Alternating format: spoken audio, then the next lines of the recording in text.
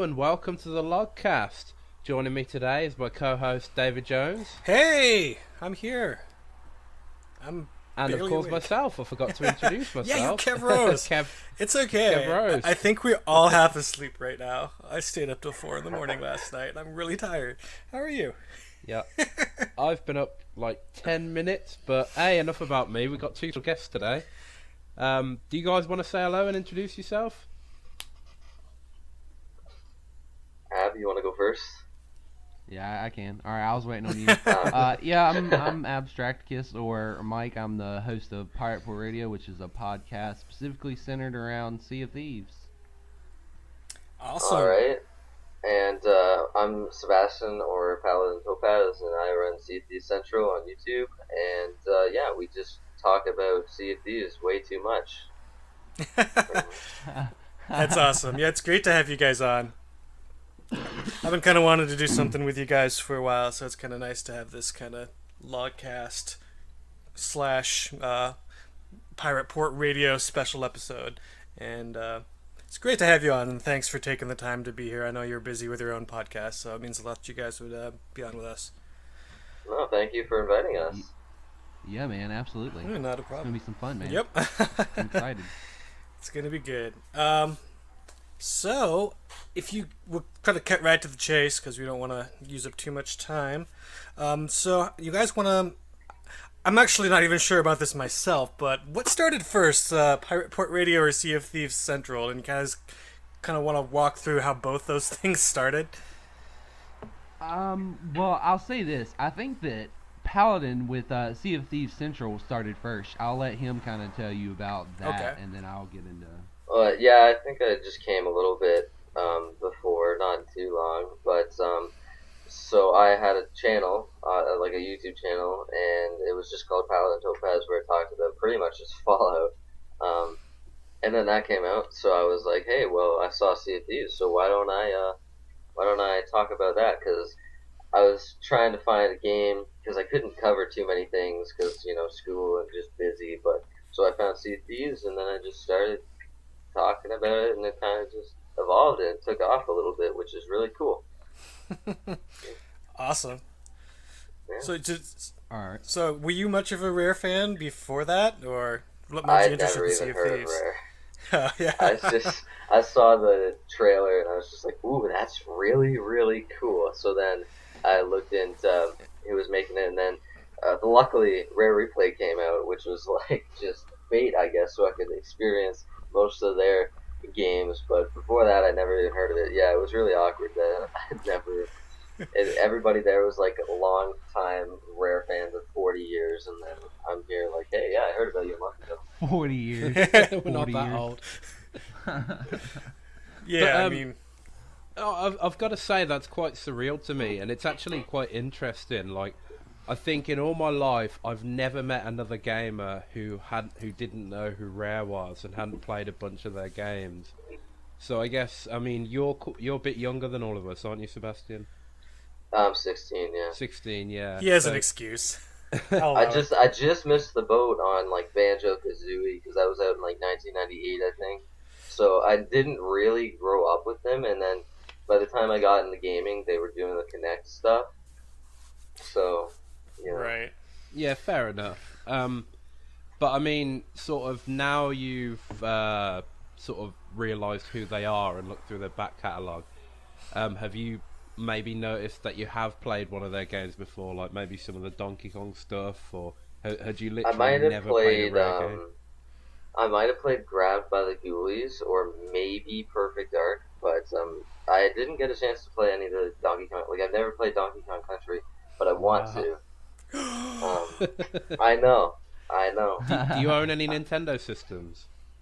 I have a 64, yeah. Oh, well, no, I meant sort of their more recent systems, like the Wii or Wii U. You can download the Donkey Kong. I have a Wii. Yeah, well, if you can go on the shop on there and get Donkey Kong for like $10. Though I think he's got to have a special controller to play Super Nintendo games. Oh, okay. If he doesn't have one, you need a classic controller. Hey, I'm not trying to plug sales. I'm just suggesting. Yeah, it's definitely something to check out. Now that we've commandeered you into the rare fandom, we have to subject you to their entire back catalog. That's all right. Oh, you got 30 years of history to get through. Even more than that, if you count like the ultimate years. No, Well, yeah, some of those games on Rare Replay are part of the Ultimate Yeah. years. So I would, Pretty much like the entire 80s era on up until like the early 90s, it was Ultimate. 85 should have been the first one. That's what they count down from, I think. Maybe it was 86, but I know Rare was founded as Rare in 1985. So all the Ultimate the games. first Rare release was 87. Was it So 87? Yeah, Ultimate was Okay. 83 to 87, and Slalom was the first official Rare game that was 87. So yeah, it's weird, it's confusing, and then And Rare especially 'cause Replay said it was 30 years, but it was actually 32 years. So I know, it's weird to see like, 30-year anniversary, then you see a game at like 1981, and I'm like, huh? Yeah, right. Awesome. So, Abstractacas / Mike. Which do you prefer, by the way, so I don't know what to call you? Well, I mean, I guess the entire Rare world. I mean, everybody knows me as Abstractacus on the internet. So I guess, but it's really up to you. I mean, if Ab comes out, Abstract comes out. If Mike comes out, it's whatever, Okay. man. I mean, you can call me shithead if you want. So. I won't do that. It's just interesting because like every time I'm in the podcast, it's always Abstractacus, but then all the people I've been talking to about the trip and whatnot, everyone's like, Mike. Yeah, it's because we all know each other on like a personal level now. So it's just one of those things where they're like, "Hey, Mike," and I'm like, "Yeah, what's up?" You know, Right. It's just one of those things now. Cool. So you want to know the start of Pirate? Fort Yeah, Radio. take us through that. The legendary. The legendary. I don't know about that. But the podcasting was always something I kind of had an interest in, and I was trying to find like a medium. I didn't want to like. I wanted to start small, and I didn't want to go like full scale, like straight up all Xbox podcast. I wanted to, like I said, start small. So I was like, all right, well, I'd always been interested in pirates, and then I saw this trailer at E3 in 2015, and I was like, uh-oh, there it is. And I spent like the next like month or two, from June to probably like mid-August, trying to figure out what I was gonna do and how I was gonna do it. And I knew I needed a co-host. And of course, at the time, Sebastian or Paladin was his YouTube wasn't specifically centered around Sea of Thieves at the time. Like he said, it was he had Fallout video, he had a lot of stuff up there. Yeah. And then later, I guess shortly after PPR started up, he went specifically Sea of Thieves. Yeah. But I'd been looking for a co-host, and then I probably got in contact with Paladin. I would say like mid-July, maybe early August. Yeah. And was like, I'm thinking about starting a podcast, and you were like my first contact in the Sea of Thieves world. You interested? And his immediate response was, yeah, I'm interested. And we actually had a third guy too. I'm not going to go into details about that too much, but we did have a third host originally, but we had like a bunch of scheduling issues, so that kind of fell off, and it just being the two of us. And I guess here we are a year later. Wow, it's been Man, that long for crazy. you guys, huh? There's no Like it rare was friends. something we never thought. When you start doing something like YouTube, and especially like you never think that somebody from Rare is gonna see a video you make. It's just so weird, so weird. And I'm sure that I happens know. with you guys too. Like Rare must watch some of your guys' podcasts. Yeah, they comment on them from time to time. It's really weird just to think about that, and just to now that they almost always respond to my tweets, especially from like the Rare handle, and it's like, or the Rare and Friends handle. It's just really, I don't know, it's bizarre. Like, Yeah. It's great. I think. I mean, I don't want to put M or Lee down. I mean, they're really good about responding to people, but I think now that they have a third person on the Rare Twitter handles, Right. or at least the Twitter handle, I would assume she's probably on Facebook too. But now that they have Charity, it's a lot easier for them to keep up with stuff. Yeah. So they I guess they're getting, since they have that third person, it's a lot easier for them Yeah. to keep up now. I think some of it too, though, is just that, they've become aware of who we are. Because when we first started, I would get a response from them every now and again. But even before Charity came on, like, the longer we kept doing this, the more responsive they would be to us. And Yeah, for sure. yeah, and then, I got that. I think you got one too, because I saw it in one of your videos, Abstractacas. The thank you for your support, rare card signed by, like, the community team and Craig Duncan. Yeah, I've got Yeah. one. It's just a community team though. Oh, really? I'm pretty sure. Yeah, you talking about my holiday 2015 Yeah. card? Yeah, They it's were just probably community signed by team. different people. Oh, okay. Yeah. Yeah, they might have been. Because there was a couple signatures I didn't recognize on mine, and I made a video when I showed it off, and then Rare commented on the video and said that one of them was the one I didn't recognize was Craig Duncan, and I was like, what? Oh, that's Yeah. cool. Okay. His is really hard to read, so you could have it and just not be aware. Yeah. I've got Cameron, Bobby, Lee, Emma, Patty, and again, when I can't read, it might be Craig. It's probably Craig then, because that's the same with what I have. I have Cameron, Bobby Lee, Patty, and then one that kind of looks like it has a little eye. It almost looks like it has eyes because the O's are so big or something. I'll have to check picture, but I think it's Craig Duncan, who has a fantastic signature. Yeah, right. The Duncan Sailor. Oh man, that's gonna be too funny. Yeah, me and Abstractacas are working on a secret Craig Duncan project. So stay Well, it's tuned not for secret that. anymore then. I know, we just referenced it. Yeah. Project Dream. Project Dream. The Duncan Dream. If you're listening, Craig, as go Dave ahead. was saying, I'll just pick that up quickly. I think for a while we were kind of on the fringes of Rare's. Like, I think they were kind of aware of us, but not completely. And then, like, I guess in the past few months, probably since around the time of the Play It First contest, they've been a bit more interactive with us. And then, obviously, I think when Jeff went to Rare, he told us that he kind of name dropped us quite a lot. So I think now they're fully aware, okay, it's these guys, they do the podcast together. And yeah, as Dave says, they pretty much respond to like everything we do now, which is, it's such a surreal feeling. Like, I can't think of any other game studio, not one of that size, that would really do that. Right. I think yeah. it's part of the fact too that they want to be more open, like with their development, and not so secrety. And they're more active on like their social channels and stuff. I think Yeah. that must be part of it. This really feels like they appreciate their fan base, because I think they're probably aware that they lost a lot of fans. They just seem, over the Connect era, and they just seem really appreciative to all the people who stuck with them. And I don't know.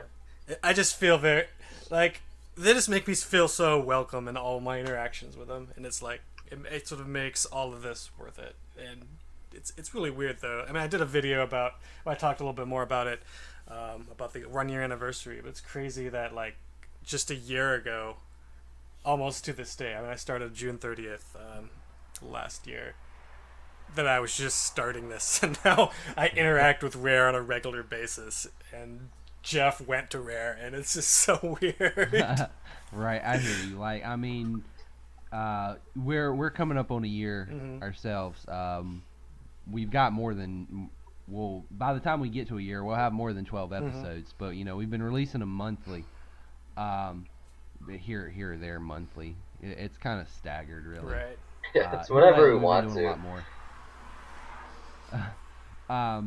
But our official 1 year anniversary, as far as like when the first podcast was released, is the day after Talk Like a Pirate Day, which would be September 19th. So September 20th is our official anniversary. So Nice. I've got some big stuff planned for that down the road. So it's a little hint for you guys. Drop that one. All right. Well, I'll look forward to that. See what you guys have planned. It's a really good anniversary date to have right next to Talk Like a Pirate Day. That's pretty awesome. Well, see, that's the thing though. I wanted to post it on September 19th. Okay. But that was when I was still trying to figure out how things worked, so I didn't really know what the hell I was doing. All right. Well, yeah. for the first little while, then like I gave it to you to edit, and then like you gave it to me, and then I uploaded it, and it was just a horrible process.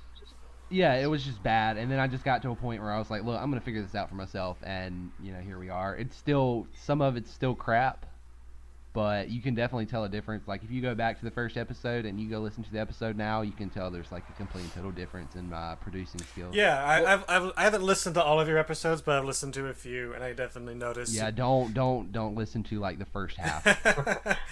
Yeah, I definitely can tell that's your all I've abilities have listened gotten to. better. Like I've only listened to like the first 3 or 4 episodes. I haven't had time to keep up.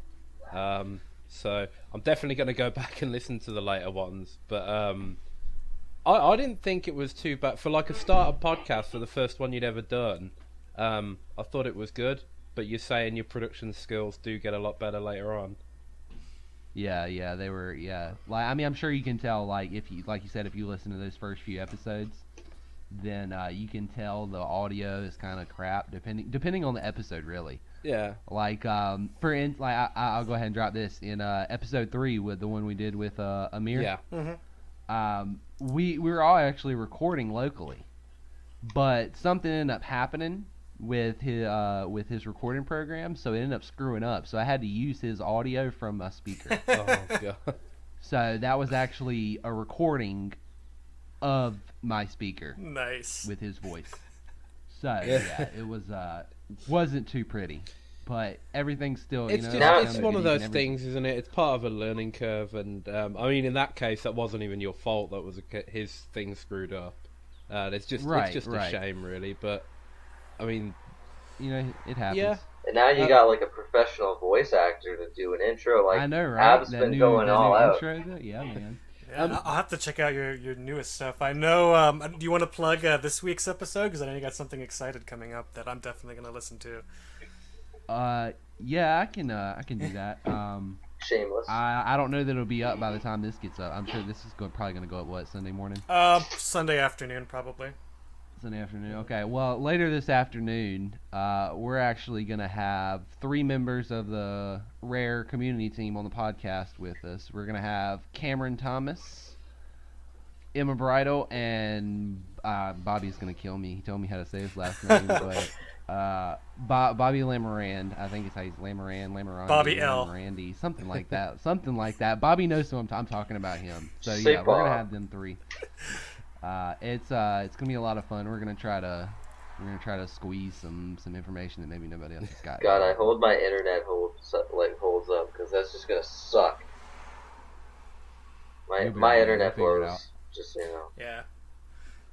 I've been lucky this summer because I've just discovered that my modem completely shuts off when it gets too hot in the house.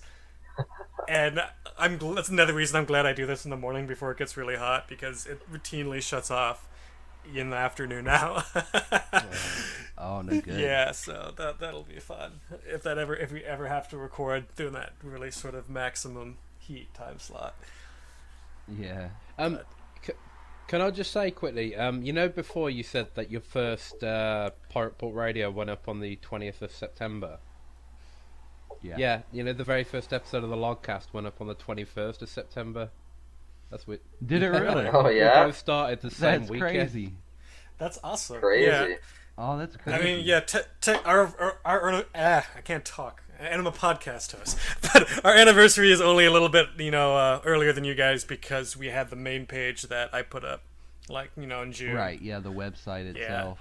But, yeah, we've basically been podcasting for the same amount of time. So that's pretty That's cool. awesome. That's cool. That's awesome, man. Yeah, except we were dumb enough to do it every week instead of every month like you guys. Well, see, that's the thing. We just though, don't man. know I anything would about the love to game, do- so we couldn't really do it once a week. Oh, no, you're smart for not doing it like that. I'm destroying my free time. Oh yeah, but see, here's the thing. Honestly, my thinking is that if we had more information on the game from the beginning, we would at least do bi-weekly. I mean, we're getting to a point now where it is pretty much a bi-weekly thing. Yeah. Because we're starting to get more content, and you know, because like the last episode I recorded like just like a week and a half or two ago. You know, unfortunately Paladin wasn't able to make that one, so I ended up having to record it without him, which was crap. The first one, I'm sorry, man. It was complete crap. It was the first one, dude. It was like, I mean, it was a good episode. You know, I had the Jay that runs the Crow's Nest. I had him on the episode with me, and you know, Sebastian here, Paladin, was supposed to be on it too, but something ended up happening. I think he. I had to work, but then you know, work is like an hour away. When it started, I was an hour away, and it sucked. Yeah. So, but like, never again will I do an episode. Never without him. again. Like it was fun, but it was just weird. Right. Yeah. Yeah, that's one of the reasons we have Jeff as our third host now, who's not here today, I might add, and we all miss Jeff, and we are happy that he's playing golf in Montana right now. But he's playing golf. He's playing golf. Yeah, he actually. Maybe I wasn't supposed to say that, but he said that. I think his quote is that tea time is at like 9, so I can't make it, or something like that. Oh man. So, but Shame yeah, on you, Jeff. yeah, that's one of the great things about now that we have 3 hosts, because we know there's going to be times when it's really hard for one of us not, you know, to be here. So that way, at least there's some, you know, at least it's normal, you know. And now it's like we're just short one person instead of just being one of us trying to do it on his own. Yeah, Yeah. we've got a pretty good backup network as well, because obviously we've got a 4th staff member. Yeah. And there's quite a few friends of the show who have stepped in to help in the past, like Matt and Scraps. So it's good to have like a strong backup team, you know, just in case someone can't make it. But generally, it's I think the chemistry between us flows the best because we've done it together the most, and that's probably the same with Mike and Sebastian. If they do it together all the time, they've probably got the best chemistry. Right. Yeah. Probably, Exactly. yeah. Awesome. Well, you know, we're really glad to have you guys in the community, and it's just great to watch this sort of grow. And, Same with you, man. yeah. Yeah, I man. love seeing everybody. It's like Rare has so many people doing their fan stuff, and it's like really cool because I really don't know too many. There might be like one YouTuber per big, you know, game studio who is actually doing something interesting, but with Rare, man, we got like, I don't know, 10, 15 people, like different sites doing stuff. It's really cool. Right. Yeah, it's awesome. Hopefully, we'll get to all play some Sea of Thieves together, you know, sometime soon. We will be. Oh, we will. Yeah. We will be for sure. And I think that's also going to help for, you know, everyone's content creation to actually have like all these adventures together online. It's going to give us like just so much more to talk about. You know, it could even be a regular segment for us where like, hey, what happened on Sea of Thieves last night? You know? Yeah. So. Oh yeah, that's gonna be a Oh, thing. I'm so That is looking gonna be a thing forward for to sure. the beta. Like, even if it's a closed beta, I hope we all get in and we're just gonna go crazy. Yeah. Indeed. It'll be awesome. I'm guessing you guys will probably be in from the ground floor because, you know, you are part of the original lineup of 12 who got to play it. So I'm pretty sure I they'd hope include all of you lot in some kind of closed beta. Maybe me and Dave and people like that as well. It depends how big it is because maybe they only want to limit it to like 50 people or 100 people. Yeah, they said it was gonna be a very limited. So I can't imagine. You know, when I think very limited, you think no more than like maybe like 100 people. Yeah. Right. You know, whereas like on a scale like that, 100 people is not a lot compared to what it could be. No, Yeah. you'd So- think they'd have to have a decent amount just so that there's people testing it at different times. Because if they just, you know, Exactly. if it was just the studio doing it, then it was just everyone's going to be playing at like, you know, the evening in the British summertime, and that's it. Yeah. So Right. it makes sense to yeah. get some North America people. I wonder if you'll like have to apply to the closed beta though, like how that'll work. Yeah. I don't know. They Well, just said to keep an eye on the website and social media channels. Yeah, So that's Yeah. all Craig really said. Closed beta is next. That's the next thing you have to look forward to, and that was pretty much it. Just leave us all to speculate. All right. I guess now that we're all acquainted, maybe we should can move on to sort of how you guys got to go to Rare and how that happened and what your reactions were. That could be a fun topic. All right. Well, I guess I'll start off. Well, I got to, I saw the Play It First contest, and I'm thinking, oh, this is cool, and Rare, like, rarely, well, okay, Rare, yeah, no pun intended, rarely ever invites people to their studio. I believe the last time they actually invited people to their studio was back in 2006, I think it was, when Perfect Dark Zero came out for the 360. 2005. Yep. Yeah. It was, okay. Yeah, there was So some even pro longer. gamers. Yeah. Right, yeah, and it was 3 people. So, for them to not only invite, just the Play It First contest winners, the 6 people, but to invite, the other 6 people on top of them to have all 12 of us there at the same time was just mind-blowing to me. I'm like, huh? So, they announced the Play It First contest, and I was like within like the first week and a half, I had gotten my entry in, thinking, oh, this is, I had like major confidence like that first week or whatever that it was going through. And then all these other ones started popping up. I'm just like, well, damn. All right. Well, there goes all my confidence out the window right there.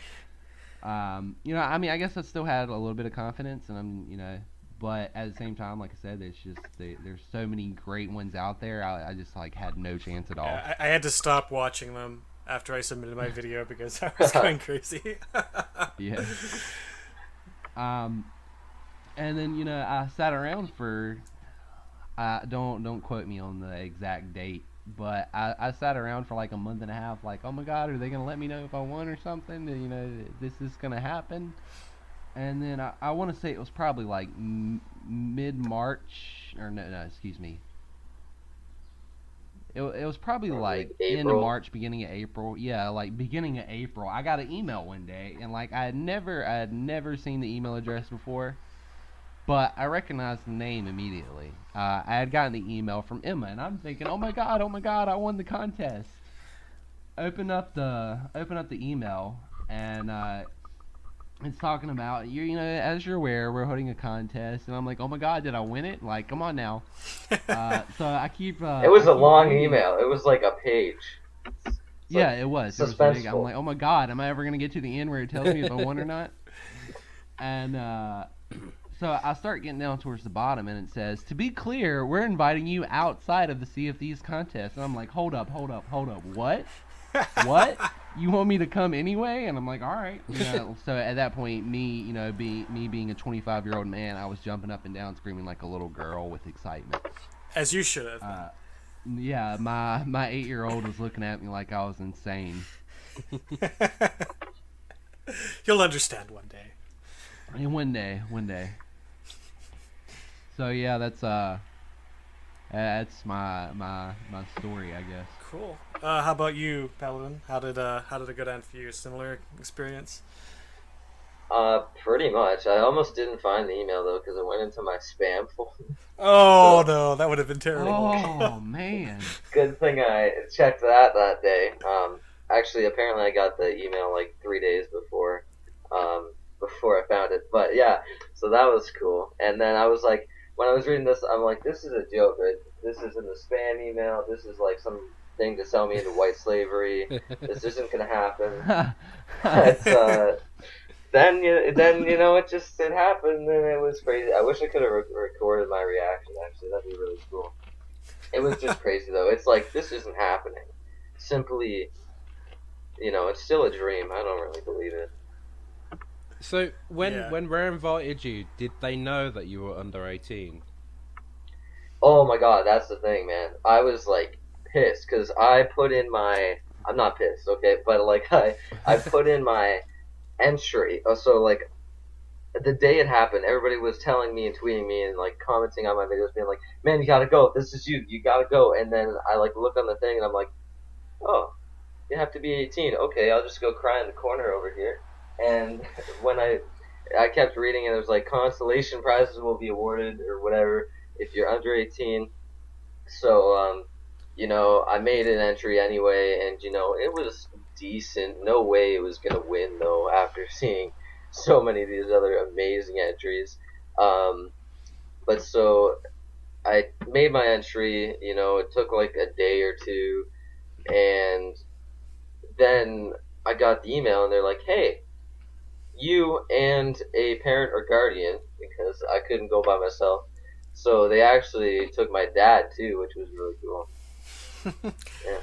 Yeah, that's actually kind of one of the things I'm kind of interested about, from your perspective, having like your dad along and like what he thought of the whole experience. We'll probably touch on that a little bit later when we start talking about the Sure. strip. But it's kind of interesting to have someone who probably doesn't even play much video games, I imagine, to sort of go to a legendary studio like that. He plays like Call of Duty, but not nothing really rare. Mm, Apparently, he played old Donkey Kong, but I'm not really sure. yeah. Yeah, Um, I don't know if you He listened liked to it, though. last week's show, Sebastian, but I actually, when I took Jeff back to the bar in Birmingham, I did see your dad, and I thought he was like a bodyguard hired by Rare. Oh yeah, Yeah, really?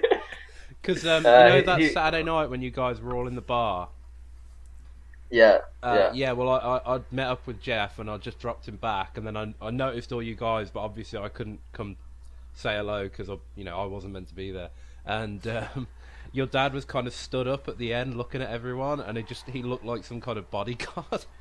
He was our bodyguard. Vicious He was our man. bodyguard. He's menacing. Yeah. Nah, yeah, I can see that. I can see why you think that. Isn't he? That's crazy. Is he in the army or the navy or something? Yeah, he's in the Air Force. Air Force. Yeah. Oh, sorry, I always get them. No, that's fine. That's fine. Yeah, I think Chad and Hyle mentioned that on their conversation about the trip. So yeah, I okay. still need to easy watch mistake that. for me. I need to watch that, and I need to watch yours Awesome. from you last time actually. Yeah. yeah. Yeah, I still gotta watch the Alex and Olivier episode. Yeah. Yeah, there's so much freaking content from like everyone that it's hard to Yeah. keep up on it at all. I'm only like halfway through the first episode of the conversation for their trip. I need to finish it. They have like 4 Yeah, hours right. worth of stuff practically. They 5 can if you just count talk, the video. man. They can talk about it forever. Right. I mean, I could too, but hey. I know that's kind of the hard thing is keeping these episodes, especially when we have so much to talk about under in a couple hours. That we're gonna probably Yeah. shoot for an hour with you guys and try to, especially because we already went over it, that a lot of the big finer details of the trip for 2 episodes now. So I'm thinking we're probably gonna just kind of have you, try to talk about some of your highlights and maybe some things that haven't been thrown out there onto the internet yet, if there's anything you can think of. Sure. All right. Yeah, Paladin, you can go. You can go first, man. No, go for it, man. I gotta think for a second. Oh, see that was What hasn't been said? Yeah, I mean, really, what really hasn't been said. I guess for me, one of the main highlights for me was okay. Well, I'll say this first. Over the months we've had conversations, not like full out, conversations with people, but through tweet conversations, yeah, with developers throughout the month. So it's been really cool, or it was really cool, to actually meet these people in person. Mhm. I've had conversations with some people. Some of them I haven't even met. And the funny thing is, I met a lot more people than everybody else did, because out of all of us, I was the only one that's a smoker. So, and they have like a specific section at Rare for smokers. Ah. So, yeah, so there were people that were smokers. I'd be standing out there smoking a cigarette, and I'd meet people that no one else would have met. I mean, I'm sure people like met these other people, but like I met a lot of the facilities guys, the ones that keep up the grounds and stuff. I met a lot of them. I met quite a few engineers. So that was really cool. I guess maybe that was a highlight for me. I guess it's me kind of bragging, like, yeah, I'm getting lung cancer, meeting all these people y'all didn't. But I want to say that probably the main highlight for me was meeting Cameron Thomas, Mhm. because he's You and him he, have he a was very on- special relationship, don't you? yes, we do. We have a very special relationship. Not really, but yeah, meeting Cameron was really cool for me because I had a lot of conversations with him from in the beginning, like before Pirate Pool Radio was even it was a thought in my mind, Mm-hmm. but it wasn't like a full-fledged project yet. It was kind of more like, getting ideas out there. And I kind of spoke to Cameron, not really about my ideas, but I kind of talked to him like, what do you think of this kind of thing? He's like, oh, that's cool. It was more like a personal level kind of thing. Mm-hmm. Than it was, like professional, I guess. And having not really known him at all before this, well, actually not knowing him I didn't know him at all before Pirate Pool Radio. And he started at Rare after E3, Yeah. Right. 2015 last year, like a couple months later. So he was like the very first person that I had contact with at Rare. So it was I guess meeting him was probably the main highlight for me. I mean, there were other ones, but that was pretty much the peak for me. Cool. Can I just say, I'm glad you told me there's like a smokers area in case I ever get invited, because I'm a pretty heavy smoker, and I know in all the videos I never saw anyone smoke, and I thought, shit, have they banned smoking from the grounds? No, yeah, there's a specific area right there. Okay. You've seen the front of the studio, right? Like, what the front door looks like? Yeah. All right, right, like, and then the parking lot is off to the right side of that front door. If you're looking at the front door, to the left, on the opposite side of the parking lot, there's a brick wall, and on the other side of that brick wall is like a little awning with benches and stuff under it, and it's for smokers. Oh, that's awesome. You get a little corral. Yeah, pretty much. Awesome. Do you have any standouts, Paladin? Like Ab said, like just the highlight was honestly, like the game was awesome. When I played, like when I got invited, I was like, yeah, we're gonna play this game, and I was pretty sure we were just gonna sit down, play the game for like 24 hours, and so they could study it. I didn't realize that we would be meeting all these people, and the game was great. It exceeded my expectations, whatever. But the real highlight was definitely meeting all the people, because you don't expect them to be so like down to earth and just like interested in you, because like they were actually interested in the people who went. Like they asked us questions as much as we asked them questions. It was really weird. And especially being, for me, young, I was worried, like, if I wouldn't fit in or what would happen and if they would kind of treat me like a kid. But it was just great. Like, it was all around. It was awesome. I mean, Mike Chapman is one of the lead designers, Shelly and Andy, who are other lead designers. I mean, we played foot golf with Greg Males. Like, who? Yeah, right. Like, what is happening on this trip? Like, it wasn't even... It was just crazy, man. And I mean, if you're looking for highlights about the game was just great. The best part was that you can just do what you want as a pirate. You can live your pirate life.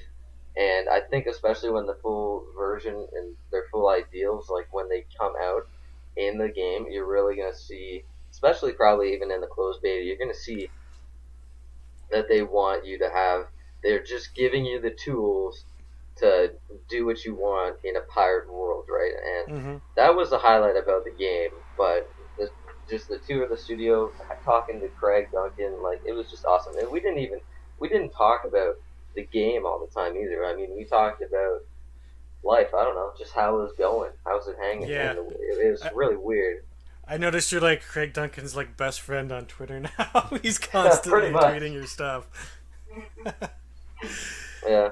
But yeah, it's a good feeling. He does that for Pirate Pool Radio too. I mean, I guess that they do it for everybody. That's his stuff too, because Paladin's with me. But that gives you this feeling like this guy really cares about our work. It's really cool to see him do that. Him being, I don't want to say it like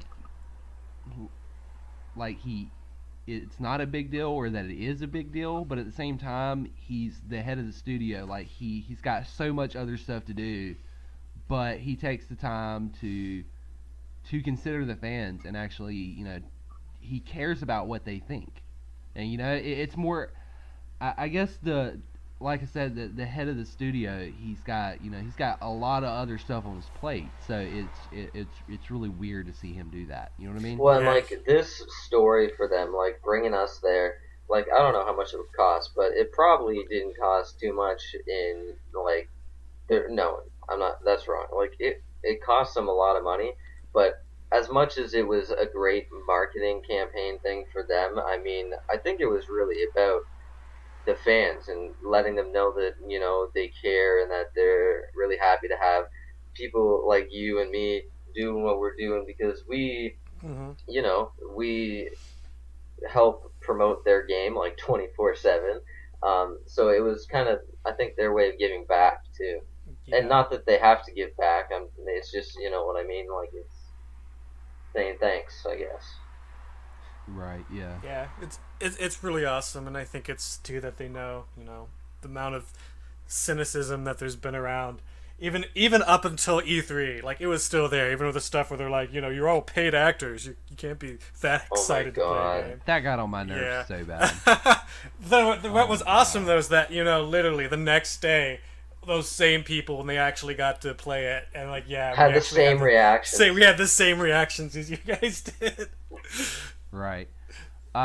Before I do want to mention this, since Paladin mentioned something about playing foot golf with Greg Males, I can officially say that I am the first person to get hurt on the rare foot golf course. Oh my god. Yeah. I can officially say that. What happened? I want to say we probably right around the third or fourth hole. Oh, it was like right at the start, buddy. Okay, well, yeah, okay, maybe it happened at the start. Apparently, I toe kicked the ball, and I got through. We were probably about halfway through the course. It's 18 holes, but there's only 9 holes. You just do the back 9 in reverse. But I want to say probably on like the first or second hole, I toe kicked the ball. And we got to like the 5th hole, and I felt this really weird like wet feeling in my shoe. And I mean, I knew the grass was damp, and I'm just like, no, this is not right. This is not right. So I'm not wearing any socks, right? I take off my shoe, and all of my toes are just completely covered in blood. And I'm trying to figure out why my toes are covered in blood. And I noticed that my big toenail has bent forward and has broken off. Oh. Yeah. So like half of my big toenail was just like chipped off. Didn't you go to like the infirmary or something? Like. Say what now? Did you go to the infirmary after that? Yeah. They couldn't really do anything for me. But there was just blood everywhere, and they're like, and at that point I was just like, all right, I can't do this anymore. And I kind of, I still stayed out there with everybody. And kind of toughed through it for like a couple more holes, and I was just got to a point where I was just like, no, I'm done. Yeah, I don't blame you. Yeah, and ended up going to medical. They couldn't really do anything for me because I would have had to file a big, injury complaint, and that would have been a crap ton of paperwork. And I figured my big toe bleeding everywhere wasn't really worth that. Right. So they pretty much they cleaned it all for me, and they wrapped it up in a bandage and sent me on my way, and that was pretty much it. I limped around all day, and then eventually just got used to the pain. Didn't affect me anymore. Man, now I don't feel bad for Jeff for getting smacked with the ball.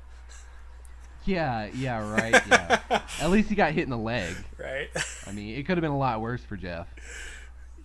I think it's funny that there's probably literally no incidents at all up until the point when you guys came. Then you're all breaking your toenails, smacking each other with the balls. Yeah, right. I don't know. That's a good feeling to me. I mean, I guess it's kind of stupid to have a good feeling about that, but nobody else can say they were the first person to get hurt on the rare foot golf course. Yeah, and you got to go to the rare medical center or whatever they have there. There's no medical center. Oh, where did you go to get cleaned up? They have like a small like little security office at the front desk. Oh, okay. And they just have like bandages and stuff like that in the office back there. Nothing, like a regular first aid kit. Nothing serious. They don't have like an official like medical person. That would be cool. At least I didn't need an official medical person. It was one of the I want to say he was like an official like Microsoft employee, like he worked specifically for Microsoft in whatever capacity, I don't know. But he was the one that he was like, "You're all right," and all that. And he helped me clean it off or whatever, and then he wrapped it up, and I was like, "All right, bye." I mean, he wasn't he wasn't like that or anything. It was just one of those things. Yeah, it's still kind of like a little thing that you did and saw that no one else did. Another little. Exactly. Yeah, exactly. So it goes along well with the whole being the only smoker out of the group. So. Awesome. So can I just ask, for both of you guys, was this your first time in England? Yes, it was. Yeah. Yeah. What did you think of Birmingham? Oh man, that architecture is beautiful, dude. I love the architecture. They have like I this wish I'd really gotten a lot more weird big pictures of it. library with like circle, like it's like I don't even know how to explain it. It's like a library. Are you talking about the big glass building?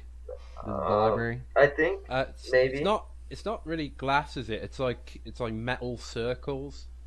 Yeah, Yeah, it's something like so that, yeah. weird, but yeah, it's Birmingham is awesome. Yeah, they only Great. built that like 2 years ago. Because I don't know if you guys know, I'm like 15 miles out of Birmingham, so it's like pretty much my city. Yeah, right. Cool. So yeah, like I was there when that library opened, and it's so. Did you go inside or did you just walk past? Yeah, I just walked past. No, just walking Oh past. man, if you guys ever go back, go inside. It's really surreal because like basically the whole project was like a passion project from this postmodern artist. So like all the escalators and stuff inside, they all kind of like wrap round at weird angles, and like there's no real structure to it. Everything's just kind of shooting off in different directions, and it's cool. so surreal that like a major city would commission that as their official library. But Yeah. Oh man, I wish I had gone in now. Sounds Yeah, awesome. we had like a little bit of time when we were there. We didn't like surprised. I didn't have like any time because we were just with Rare like 24/7. But when we had just a little bit of time, we went to the train station too, and that was really cool. Like you guys know where the train station is, right? Mike, did you go? which one? You mean New Street, the main big one? I guess so. Yeah. Yeah. Yeah, there's like It wasn't too far from the hotel. Yeah, when you leave the Malmaison, if you go sort of under the bridge across the road and straight up. Yeah. Yeah, I know what you mean. Yeah, I think that's only That one like was 2 cool. blocks from the hotel. Yeah, even going under the bridge, it's there were not like far at lights under the bridge. It was a really cool city, actually, from what we saw. Yeah, and there was so much more I'm sure we never even saw either. Oh yeah, it's a huge Yeah. city. I mean, you guys were right in the middle of town, but I mean, if you go from like the most northern point to the most southern point, it's like 10, 15 miles across. So you guys only really saw like the very middle. But yeah, it's yeah. a shame, really. I said to the other guys, I said to Jeff, I mean, don't get me wrong. I'm not saying like be ungrateful, but it's a shame you didn't have like one extra day just to like explore the place, yourself. Yeah. It was. I think yeah. we I mean, I guess probably we, did, but we were all really tired and probably were passed out. I think it was like the first day we arrived. Just I forget when we got there really early in the morning, but then I slept for like 10 hours, and then it was pretty much dinner time. But I think if I didn't sleep for 10 hours, and we might have had some time to go do something. Right. That was on Saturday.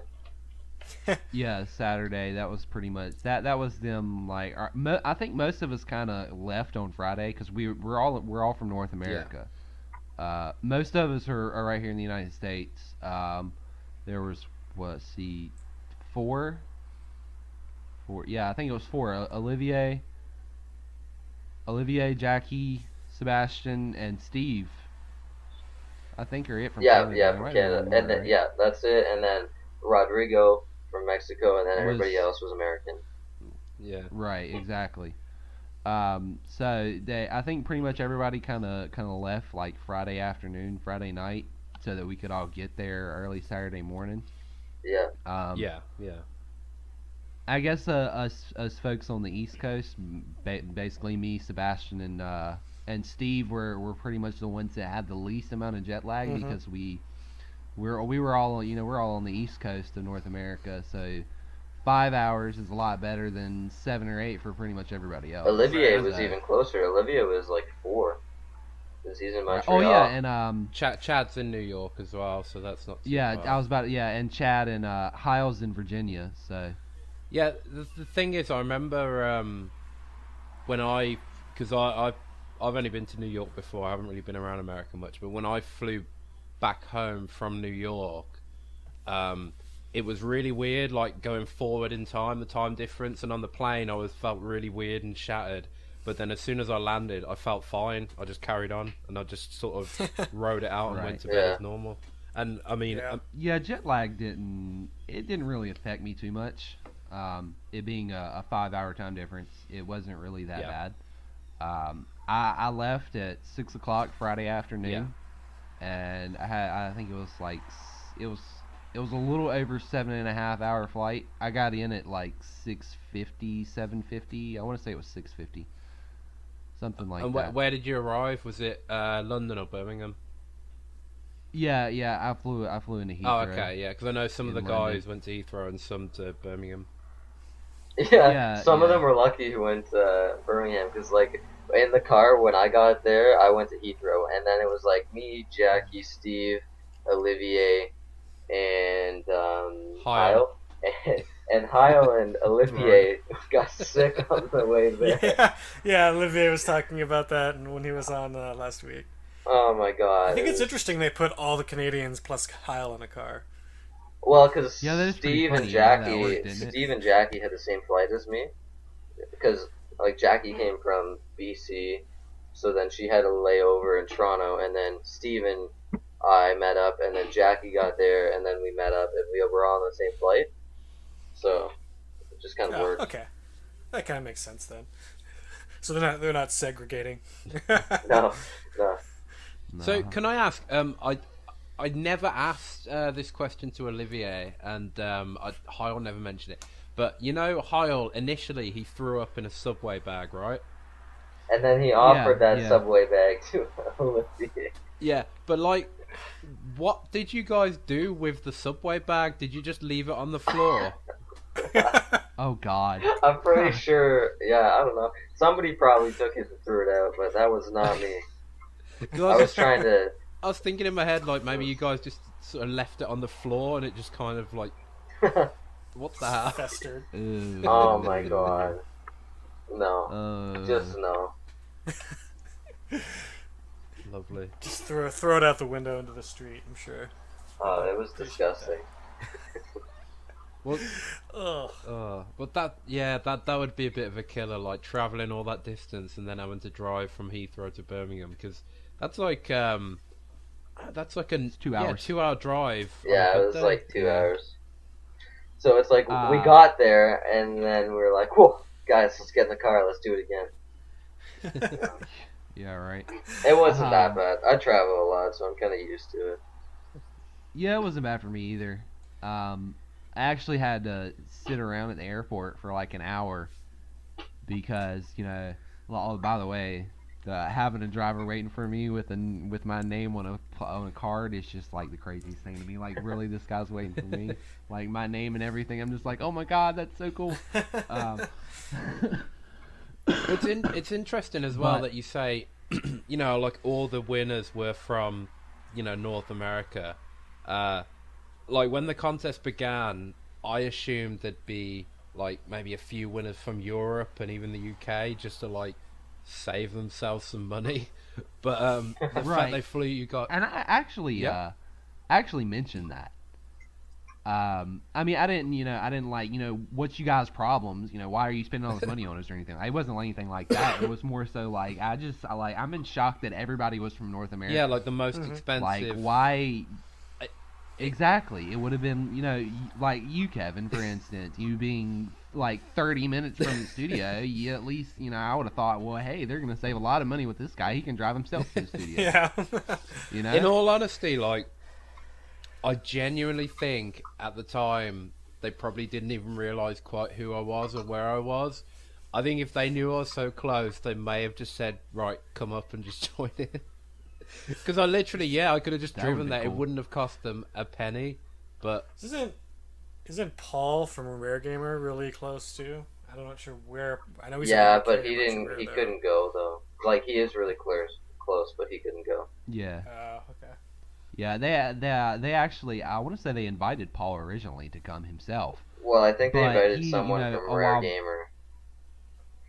yeah, a while back they had him at one of the Rare Replay Twitch Yeah, streams. yeah, he'd already been He's reveal been or there something. I before. forget what it was, but he was like, "No, I've already been recently. Get Steve," and that's why they invited Steve. So that was really cool. Me. Quickly mention. I was talking to Paul a few days ago on Twitter. Me and him might be meeting up for EGX in September, the game show in Birmingham. So, Ooh. Yeah, I saw where you guys were talking about that. so I'm guessing. I know Rare can't confirm or deny, but I'm guessing Sea of Thieves will be there. So yeah, keep an eye out for some content in September if we do make it. Right. I really hope they announce X16 like a couple weeks in advance. There's a chance I might try to make it to that. Oh, the one in Toronto. Yeah, Oh yeah. because that's only 6.5 hours away from me. Where are which is- you? Are you I'm in Michigan. Michigan? Right on Lake Michigan. Yep. So it's like it's Okay. about a 6.5 hour drive. I Google mapped it. Yeah, So I never that's heard of quite doable. X16 before, but Steve was telling me that X16 happened and last year Rare came, so I'm Mhm. hoping it happens again. That'd be cool, man. I'd definitely go. Yeah, they just need to. The problem is they announce it so close to when it actually is. It's really hard to get off work. I mean, it makes I'm sure if you lived right in Toronto, it makes it a lot easier. But I would have to plan for a couple extra days for the drive there and drive back. For so sure. I kind of need to Yeah. know. I'm like 2 hours out of Toronto, so it's not really that bad. Yeah. But let's It'd be keep our cool to meet fingers you though. crossed. If that happens, I definitely we'd Yeah. have to meet up. For sure. Is Maybe it? get like Can anybody go, or do you need a press pass? I think last time it was anybody. I think. Okay. I think it was open. Yeah, I think it's a big fan expo, so you can just walk in the door. Okay, cool. I mean, you might have to like buy a ticket or something, but Well, yeah. it is a fan expo. They open it for fans and whatnot. Yeah, I think it's Nice. I think it's something more like EGX than anything else, because like E3 is press only, and then you've got like Comic Con, but like the tickets sell out in 2 minutes. But X16, I think it's more casual. Like you can just, when it's announced, you can just go online and get a ticket. There's no big rush, because it's on the grand scheme of things, it's a bit more obscure than a lot of the other events because it's Microsoft only and it's in Canada.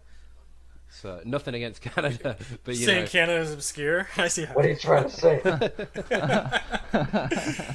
No, that's cool. Yeah, I hope it happens. I'm sure it will. It'll probably happen. I don't know. Yeah. As the thing is, I think it will happen. It's just more of a matter of are they going to give people enough time to get there.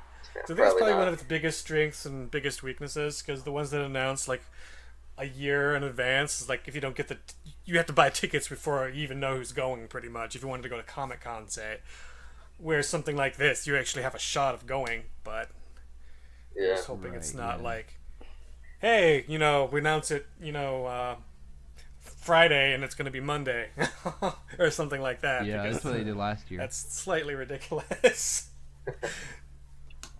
Are you Maybe talking that's about like intentional. San Diego Comic Con, or because there's like a either whole bunch of different one. ones? Yeah, there's New York, and I checked both New York and San Diego to see if I could still get into either one if I Right. really wanted to. Even New York, you can't get into right now. That's not till September. Didn't Rare go to San Diego Comic Con last year? Because I think I remember seeing a picture of like Captain Bones in San Diego. I'm not Yeah, sure. Rare went to. Yeah, Rare did. Yeah, go they there. were there for Rare Replay last year, Yeah, but they brought along Captain Bones as kind of like here. right. Alright. Yeah. Right. Okay. Awesome. Yeah, so yeah, hopefully that'll work out, but we'll see. If not, we really do want to. I know Kev's been to EGX, but we've all been kind of wanting to get out to some cons and meet some of the Rare guys and some of the community guys. Oh, for I sure. think I live in a very unfortunate location where I'm not really super close to anything. Yeah, same. Yeah, I'm in the same boat, man. Like, I mean, nothing happens in Toronto that Rare would go to except for EGX, right? So, yeah. I might come out for, maybe I might come out to, E3 next year, possibly. But I don't know. It'd be a lot. Yeah, it's one of those things where like, I knew it wasn't possible this year, but we're kind of trying to hope that maybe we can get to E3 eventually. You know, I want to, you know, have as many subscribers, as many hits as I can before I even try to, you know, get. Do you know how many like subs you need to get into E3? I got no idea. I hear that it's supposedly easier to do it as a podcast rather than a fan site. That no fan sites really get anymore. So. Right. And I'm not even sure how. I don't have no idea what the criteria is. Especially because it changes from year to year. It really depends on the demand and stuff. Because I mean, Dan and Amir get in with KI Central, I think. Mm-hmm. And I'm not exactly. I think they have like 1,000 and something subscribers. So I don't know. Yeah. And it's like, how do you even track like most of your, especially for podcasts, a lot of it's through iTunes, which is really, really hard to track. Like, I have no idea what my iTunes stats are, and I know a lot of people tell me that's how they listen. Dave. Oh yeah. That's why I'm really trying to. I'm gonna plug my YouTube channel real quick. If you subscribe on iTunes, please subscribe on YouTube so I know you're listening, because I can't see the iTunes stuff, but I can see it on YouTube. So it's a lot more convenient for people just to get the MP3 downloads. So I know a lot of people tell me that's how they do it. But the only way I can tell that people are listening is if you, click that subscribe link on YouTube. So I'm going to beg for people to do that. Like, subscribe, comment down below, tell your friends, share, do it all. Dave. Yeah, all that things. The words of every YouTuber. Right. Pretty much. Dave. Yeah. Yes. Sorry, no, I'm just saying. There is a way to track your iTunes and MP3 stats. That the guys on DK Vine do. So maybe speak to them and find out the easiest way to do it, because I know they got into E3 this year as podcasters, like they said that. So Right. And they went last year as yeah, well. last year they went as a fan site, and they said they had to like pay for it. They had to pay like $1,000 each because they weren't a big enough site. But they said this year they must have signed up late though. Yeah. Because if you sign up early enough, you don't have to pay for it. Well, no, they had to pay for it because their site wasn't big enough. Basically, that's what they were told. But this year, the podcast, they got in under the podcasting barrier and they got the free tickets. Yeah, I looked at the registration once, and it does say that even a lot of people who are accepted still have to buy a ticket for $1,000. But if you get accepted as quote unquote actual press, you get a free ticket. So, you can make yourself important enough to be allowed to buy a $1,000 ticket, but that's kind of, a little. Yeah, I can't justify that at this point. Yeah, same. Although, don't you only get to go to like certain conferences if you get accepted, or can you just go anywhere? I'm not sure how it no, works. No, the main E3, the main E3 pass is for all the show floor stuff. The individual conferences, you have to be invited by the studio. So, like for the Microsoft conference, I guess that's why like DK Vine and KI Central and Rare Gamer actually got invites. I'm guessing directly through Rare. Like maybe Rare, they hook had. Me up. I mean, I'm not saying that is, because like obviously I've never asked, and I assume it's no. private, You're probably but right. I'm kind of speculating that would be the way they do it, because I can't see like Phil Spencer wouldn't just be casually browsing DK Vine. Are you sure that if you get the free the actual press pass credentials, you can't just go to the conferences? And maybe if you pay for the $1,000 ticket, then you have to get invited. I've been told before that they're separate by various people. But maybe that's changed this year. But you've got to remember, E3 is constantly evolving regardless, so that might change year to year. Right. And I guess what I was saying is that maybe when you have press credentials, quote unquote, you have more access than if you bought a ticket and your ticket's just for the show floor. So I'm wondering if by having press credentials you can go a few places you wouldn't be able to if you bought a ticket. I don't know. Possibly. Who knows? It's been like one of my dreams to go to E3 since I was a kid. So, yeah, I think too much about it. I don't know if it'll ever actually happen. It'll happen. It'll happen. It'll happen one of these days. Yeah, it's just all the, you know, it's so much harder to get into it used to, and now it's so much more expensive to go to than it used to. Like, I wish I'd been doing this when I was like, you know, 18 or something, and then I could probably have been easier to get into. See, I wish I'd gone this year now because aside from just the Sea of Thieves stuff, I don't know if you guys have heard about this, but apparently the Zelda show, not the game itself, but like the showroom for Zelda was apparently absolutely incredible. Like they recreated Hyrule itself within the floor space. Yeah, that's what Nintendo's booth was. Yeah, it was all Zelda. it was Zelda. Yeah. But what I mean is, it wasn't just like rows and rows of the game. Like they actually recreated, like they had grass and rocks and cliff faces, and apparently it looked incredible. That's How cool. weird it is that like two of the biggest games, you know, at E3 this year, the longest lines was a Rare and a Nintendo game, and how happy that makes me. Yeah, isn't that crazy? Yeah, it's like you saw these big 2-hour lines for Sea of Thieves, and then there was people like rushing to get to Zelda, and I'm like, oh my gosh, what year is this? But this is awesome. I love it. Yeah, right. Sea of Thieves really killed it, man. Just crazy. I knew it was gonna be a great game, but I didn't know how many people would be excited about it.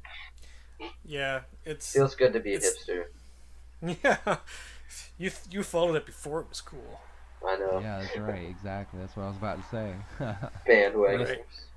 I know. I think it's kind of cool that all of us are going to be like kind of rare hipsters now.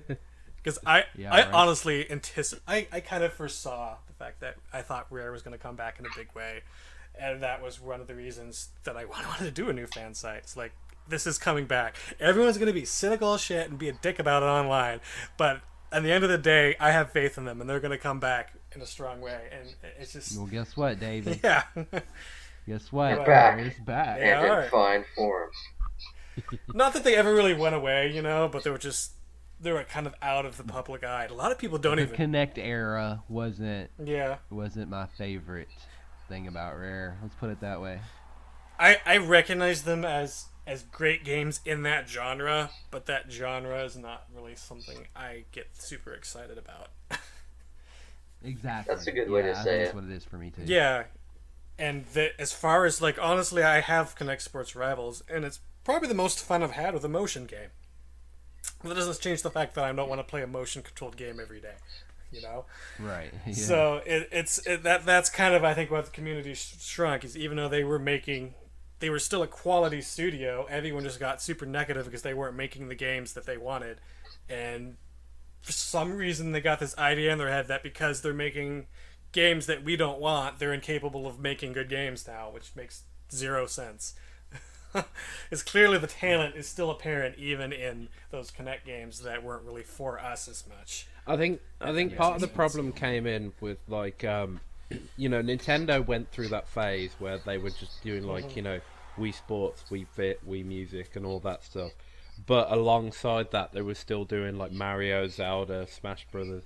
But with Rare, the problem was, because of the size of the studio, all they could really do was, you know, the Kinect games and nothing else for a few years. Right. And if you look between 2008 and 2015, like basically between Nuts and Bolts and Rare Replay, everything released in between that was just Kinect games, and it was I think it went a bit too long. I think to do 3 games within 4 years was just a bit too much for a lot of people.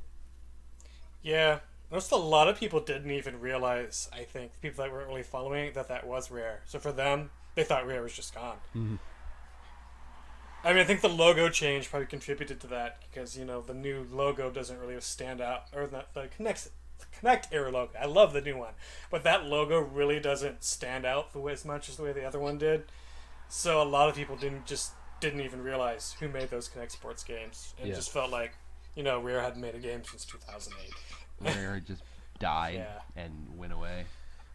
Which Yeah. was not the case. They've been hard at Not work. at all. And, Greg Miles is, for people who still think that, everyone left Rare, Greg Miles, who's basically, some ways the studio's Shigeru Miyamoto, their most famed game designer, has been there since, like Battletoads Arcade, and he's still designing stuff, so. Yeah, Greg's been there since '89. 89. Yeah, that's a long time.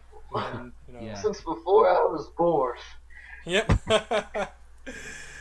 And that Yeah. man is a masterful game designer, and just seeing everything with Rare Replay and all those design documents he's posted on Twitter, you really just realize how much that single person has contributed to game design. Oh, dude, he's been working on Sea of Thieves for the past 25 years. We'll put it that way. Like, man, this game. Like, there is not a single game with that man's name on it that does not have a pirate in it. Pretty much Right. everybody I've Or at talked least a to, reference to a Sea pirate. of Thieves is their favorite game that they've worked on, and like that's really cool. I'm excited to see. Right? Yeah. But, I know. I feel like Greg is like finally getting to do his passion project he's waited so long for. So Yeah. it's really cool to sort of, I think a lot of people thought that like this was just something. One of the things I heard when it first announced is like, oh, it's going to be some shitty free-to-play MMO that Microsoft's making them Oh make. I heard that quite a bit on NeoGAF. Look, I it'll be hear it free-to-play. every time. Yeah, and I'm like, no, dude, this is something that they've literally wanted to make. It's clearly been their idea. This is a Greg Mails idea and game that he's been wanting to make since he started. Isn't Where's it like, Banjo like, 3? yeah, oh, God. Don't get me started on that Banjo 3 crap. like, That gets on my... All I want is Great Conkers people. 2. Yeah, right. Like, if they made those games, I would play them, but I honestly, especially for Banjo, now I don't think is the time, especially with Ukulele coming out. You got that, I'd rather than having Banjo 3 and Ukulele, wouldn't it be better to have Ukulele and a brand new idea to play? Well, and as a I don't know. creator, right, and like artist, I guess for them, they don't want to work on the same thing for 4 times. They want to do something new. Yeah. I do hope they go back to some IPs at some point, but I think it should be like how, and a lot of people don't seem to remember this, but Rare's always been about new IPs.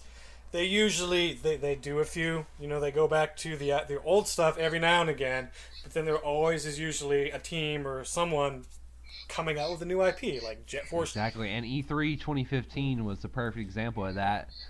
They showed the Rare Replay banners, Something and new, then something old. they did the really cool. They did the really cool Rare Replay trailer or whatever, and then Craig Duncan walks out on stage. All right, well here's something brand new for you guys. Yeah. Rare's really known for that. Steve said this. We had when we had him on episode 8. I think it was episode 8. Yeah, it was episode 8. He mentioned something about that. That's what Rare does. They're always one to be like, all right, well here's something old for you guys. Well now here's something brand new. Yeah, I think that's really refreshing too, because especially in the modern game industries, no one takes risks anymore. It's just like sequel after sequel after sequel, and it gets a little tiresome sometimes. Yeah, it's been a while since a lot of these Rare IPs got used, and I do want to see them get reused, and I honestly believe that they probably fully intend to do that. But they're not going to stop doing new IP just so they can do old IP, and especially, they just had Rare Replay come out. So now they want to do something new. Maybe after Sea of Thieves, maybe they'll look at reimagining one of those old IPs. But just be patient. They're clearly going in the direction that we want them to go. If you really, really want Banjo and Conquer, and that's all you care about, I wouldn't be surprised if we see one eventually. But don't shit on another game just because it's not the one you want right now. This stuff takes time. Well, it's like I think Sea of Thieves is going to have a lot of support like after it comes out, because like I can't really see them making a Sea of Thieves 2, but I think this is something that's gonna, I don't know, have a lot of support, I guess, after it comes out. I think, and maybe updates and stuff. Oh yeah, I'm sure. Anything with a strong multiplayer component always gets a lot of post-launch support. So hopefully we'll see a whole bunch of that. And I don't really want them. I don't think they'll do a Sea of Thieves 2 right away. I think it'll probably be more something that they kind of just keep updating and improving over time. Yeah, for sure. Yeah, and then they'll probably, I imagine they'd probably have like a team. Maybe they'll probably shrink their team down a little bit, so they have one team that supports Sea of Thieves, and then maybe another team working on the next project. But I'm excited. It's so excited for the future of, Sea of Thieves and the company as a whole, and it's just great to see them finally getting recognition again, and having that big wall of awards. Oh my That god. was insane, wasn't it? I think it was like a total like 19. Right. And they actually won like 3 or 4. Like, they were nominated for a lot of them. They actually won a few of They them. won Best of Show for something. From Yeah, someone. Yeah, I forget who. Yeah, but that's really awesome. And Yeah. Yeah. it God, really I'm is. jealous of you guys. I really want to try it out and play. But Right. oh well. It's an experience, man. Even for I guess we're gonna get to that point eventually. I'll hold off until then. Yeah. Okay. I guess you want to get to that point. Or- Sure. I mean, we're probably getting pretty near the end. So if there's something you want to get to, we probably should get to it. Yeah. Well, I guess I'll let you. This is your podcast. I'm so used to being the host. Oh, that it's I kinda- fine. And I'm actually kind of I'm not 100% sure where you're about to go. So if you just kind of want to say what you were going to say. I was gonna talk about the game, and a little bit about the experience itself Okay. of playing the game. All right. Yeah. Go ahead. So- Just take it off. Let me know what it was like. I guess that's probably we're getting to that point. Yeah. So I guess tell me how mm. it was fitting that ship through those rocks. Originally we Just spoke go. about, It's gonna be tight. Yeah, I mean, originally, we kind of spoke about how it was more so it wasn't really even about playing the game. I mean, yeah, it's called the Play It First winners, but it was more so about meeting the developers than it really was. Getting to know the people that make the game than it really was about playing the game. Right. At least that's the way it was for me, and I'm sure it was the same way for a lot of other people too. But I mean, just the small amount of experience that we had in it was just so much fun. I mean, it was ship combat, and that was pretty much it. Right. I mean, we could get off the ship, and we can you can swim in the water and stuff like that. And there's one scene in the gameplay trailer where everybody's standing in a tavern drinking, and that you have that tanker or whatever, and that's pretty much it. And then you have a wooden plank, and you can plug up holes when your ship gets shot with a cannon.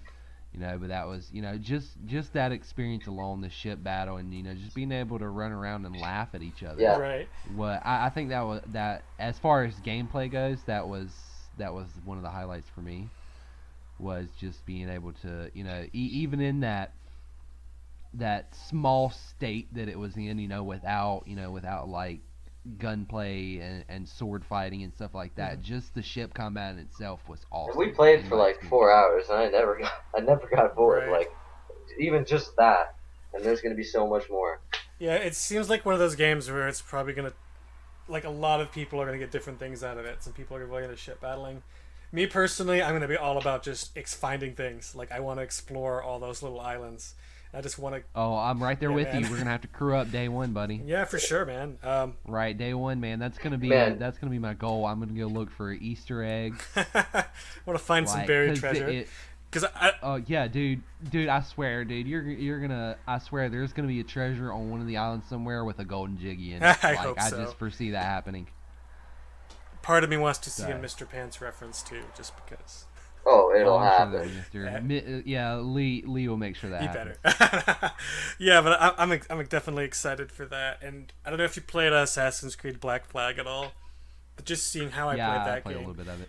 I didn't really care much for the missions, but I had so much fun just sailing around, going to every little island, finding every chest, and doing all those things. Yeah. And that's probably like the closest thing I can really like play right now before Sea of Thieves. I might actually go and replay that. And something funny. Matter of fact, Ryan Stevenson, the art director for Sea of Thieves, he was actually the one that designed Mr. Pants, like the way he looks and stuff. So Really, I always thought you that. might get Ryan Stevenson was actually the one that I want to say Lee probably came up with the idea itself, but Ryan was the one that drew him. Oh, I did not know that because I thought Mr. Pants was before. Maybe I'm mixing it up. I thought the character existed before Ryan worked at Rare. Maybe he did. Because I'm wondering if he just did the art for It's Mr. Pants, because he had appearances on the website and in like Jet Force Gemini.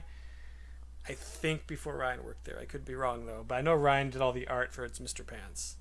Maybe I'm wrong. Yeah. Okay. Maybe that's what That I'm might be thinking. it. So. I know he had something to do with Mr. Pants at some point. Yeah, I think he probably did all the the new characters and the whole look for that game. But I think the character started as like a shitty sketch from We Love Day.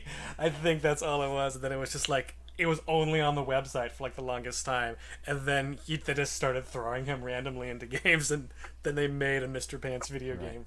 Like I honestly would not be surprised if there ended up being a cave painting of Mr. Pants. Oh, I hope so. Yeah. Like I'm adamant that there's going to be a number of Easter eggs all throughout it. There's going to be references to their entire history. I hope all so. Throughout the game. I had this really cool idea. I think it'd be kind of a fun nod to the Connect Sports Sailor. What if you find the island from Rivals, but like kind of decrepitated and like abandoned and everything? That would be cool. And I wouldn't like I said, man. It's rare we're talking about. Yeah. I mean, I wouldn't put it past them. Yeah. So. Okay, so I think we're probably getting a little bit near the end. So I got 2 more questions. I think, if that's all right, if you guys have time. Yeah. Absolutely. First, this goes for both of you. What was it like when you saw that E3 trailer, and you guys were featured in it without knowing that was going to happen? Okay, well, I'm not getting cocky here, but I kind of expected something. I didn't think it would be that, but I thought, play first contest, something's going to happen. They're going to do something with it. It's a great story for them to tell. They said they were looking forward to telling the story, but it's crazy. I didn't think it was going to be like, I don't even know. But like, when I saw it, I think somebody recorded the reactions. I can't explain what it was like. Because we were in a group chat, like me and Mike were together. Mike, what do you think? Yeah, me, Sebastian, Jackie, Alex. Who else? Steve. It was just kind of like a little group chat y'all had going when you were watching the conference. I think that's it. Yeah. I think it was just us 5, and then we had Emma in there with us because she wanted to record our reactions to it. And me thinking, what do you want to record our reactions to? I really didn't know. Like, I mean, I of course they were recording us when we were in our booths playing the game or whatever. And I kind of expected that footage would pop up at some point. But we're all sitting here, what are they gonna show? What are they gonna show? Like, we're all sitting here watching the entire conference together. And, Sea of Thieves was, like, right at the end. I think there was, like, 1, maybe 2 games after it. Right. So we were sitting there for, like, an hour, like, oh, my God, are they going to show it or not? And then, Craig walks on stage, and he shows, they show the cinematic trailer, I think. Which was dope. And then I love Craig walks that. on stage. That cinematic Love trailer the was song. awesome. I know. Yeah, that was really cool. But I guess it was just, like I said, it was one of those moments where you're just like, oh my God, is this really happening? Like, it's my face. Like, am I really acting like an idiot in front of millions of people all over the world? Like, oh my God. Yeah. But I guess I had that passing moment, like I'm acting like an idiot. But at the same time, those were. You're not acting though. That's what happened. Like, 100%. Exactly, that's what happened. Those were all my real, genuine reactions to playing the game for the first time. So it was a surreal moment where you're just like, oh my God, Right. I've had numerous people like, oh my god, dude, like people on Twitter, that aren't really big in the rare community or anything. They're like, oh my god, dude, you were in the trailer. I'm like, yeah, man, that awesome. And they're like, why didn't you tell me? I'm like, NDAs are a bitch, man. yeah, I at work, I'm like, I've showed him, like, then I point to Jeff, I'm like, I know that guy. Yeah, I wasn't in it, but I still feel like a little bit of connection to it. It's really cool to see, a good friend of mine up there. And it's, I don't know, I feel like maybe people don't believe me when I tell them that. I'm like, oh, you don't know him, shut up.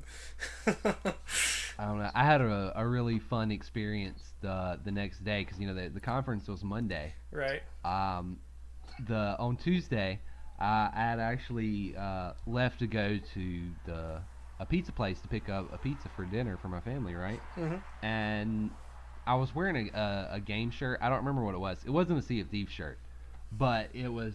It might have been like an old like Nintendo shirt or something, probably like with Mario. I don't remember. I have a bunch of old game shirts. Right. But I was wearing a shirt or whatever, and we got to talking about, E3, and, he was like, what'd you think, and whatnot, and I was like, oh, man, dude, it was awesome, we just kind of got talking about things, and he brought up Sea of Thieves as one of his favorite games, and he was like, wait a minute, and I was like, yeah, so it was really, I don't remember the entire conversation, but he actually recognized me from the gameplay trailer, so that was... That's pretty cool. Like, that was just like, that was really cool, You're a celebrity. Yeah, might as well be. But he's the only person that's done so. Yeah.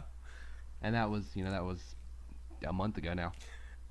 I mean, to be fair, you probably have to have a really good memory because or watched the trailer a whole bunch of times. Well, there were like 12 of us, right? So yeah, so then you got to remember all those faces, and then when you see someone, got to make that connection.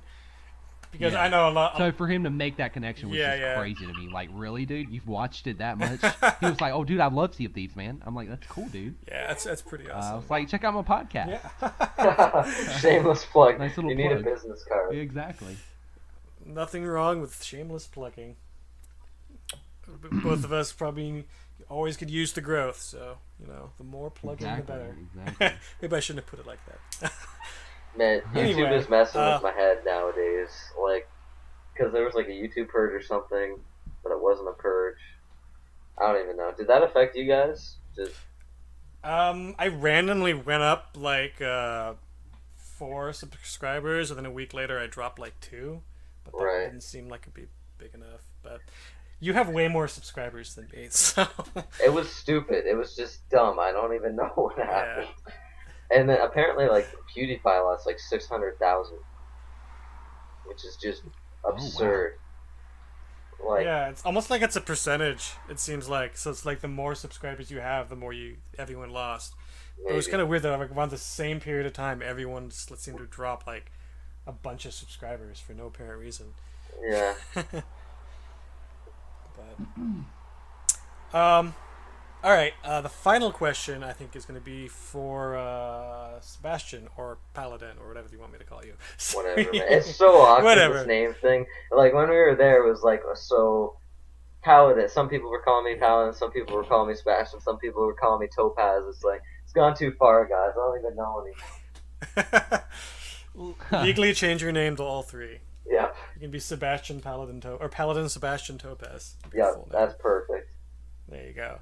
I forgot to bring this up. I brought this up a little bit earlier, but I didn't want to go into detail. I was just curious how your dad felt after the whole trip, of him getting to go there as kind of an outsider. What is his perception of Rare after all this? And did he have any sort of thoughts on it, or is he going to maybe check out the game now after all this? Oh, he's going to play it for sure, yeah. I mean, he loved it, man. I mean, as much as I liked it, like, he got the same experience pretty much. And, it's not like he's some old weird guy who hates video games and technology and stuff. Like, he liked it, which is cool. And I was kind of happy to have someone I knew there, just because it was my first experience in that kind of atmosphere, not knowing anybody, and like, but by the end, everybody felt welcome. It felt like home at the end of the trip. It was really cool. Yeah, it was awesome. Yeah. it's really great that happened over such a because like listening to all you talk about it, it feels like this is something that was a very long period of time. But then it was like what, like 2 days? Pretty much 2 days. Yeah, and then you guys, as far as at the studio itself. Yeah, and it's saying that you guys just all feel like you've become like really close and tight over just a very short period of time. And like, yeah, dude, it's crazy, man. Like I went and I went into Pirate 4 Radio trying to figure out what I was gonna do, and I found this 16-year-old kid on on the other side of the border, and I'm just thinking, oh, he's just a kid that I'm gonna do a podcast with, and it's over the past year, it's become like he's like my little brother now, So much more than that. So it is more than that. I mean, it is. It is. Like me and Kyle we're freaking buddies, man. BFFs. Like I would not have been able to do Pirate 4 Radio without him. Right. Man. Yeah, I think I've never been a part of like any sort of community or anything like this where I've seen so much just friendship spring up so quickly between people. Yeah. Like, well, and especially this tight, like the YouTube like community for Rare, way different than the Twitter community for Rare. The Twitter community for Rare is just on point. Like, I love every single person on there, and like everybody just loves Rare and just loves games. Like, it's not about, there's no haters, nothing like that. It's just great. Like, it's the best community to be a part of. Yeah, it's just so much positivity, I feel. Among the core people, like, I know there's kind of like this outliner of people who are super cynical, but the core group of people who are really active in the community, they're all just so positive people, and it just gets really infectious. And Rare cares. Like, that's the great part. You don't see any other developers who do care, Right. Yeah, it's just, I don't know, it's weird. It's like I make friends easier in the community than I do probably with people I would see every day at my job or something. It just feels like, we're all here for the same reason, and we all have so much in common, despite that. I feel like we all probably come like a little bit, different countries, states, walks of life, but like this sort of single love of a game developer and games in general just makes us all really easy to talk to one another and interact. And I've never seen a community spring up that quick. Well, let's say it's always been around, but for it to get that positive that quickly, like other gaming communities can be just horribly toxic. I mean, I hate playing games online for a lot of them, just because it's like, I'm gonna go on, I'm gonna hear some 40-year-old man like cussing out like an 8-year-old or something, and yeah, right. You don't get that. Yeah, and it's just some of the stuff on Xbox Live. It just gets tiresome, and I don't even like playing online as much as I used to. But that being said, like Sea of Thieves, I cannot wait. Just I look forward to the day I can like make like a guild or like some. But I want it to be like, I want to be able to have like all of my viewers and all of you guys in like the same guild. I don't exactly know how it's gonna work, but like some kind of sign up thing, and maybe we can share gold. But that's kind of how I want it to go. Not sure though. I'm hoping there's kind of, I imagine there'll be individual crews. I'm hoping there's kind of like maybe something a bunch of crews can be a part of. Yeah, like a big raid. Yeah, so that's really what I'm thinking. Like that, I don't, you look in the cinematic trailer right there towards the end. You've got the Kraken attacking and yanking the ship down. Yeah, I really feel like the Kraken's going to be something that's going to require more than one crew. Yeah, that's because of the fact that if a Kraken has got one ship, that ship's not going to be able to do much because they're all trying to figure out how to get away from the tentacles of the Kraken.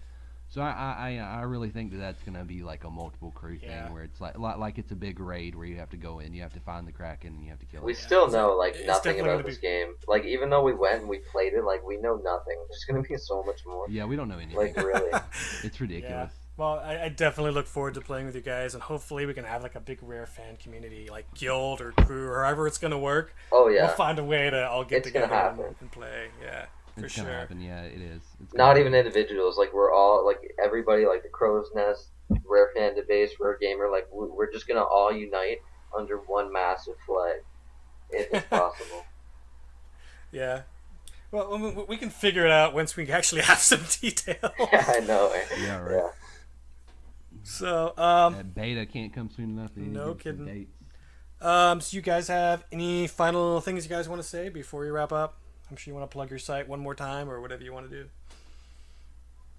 Go for it, Ab.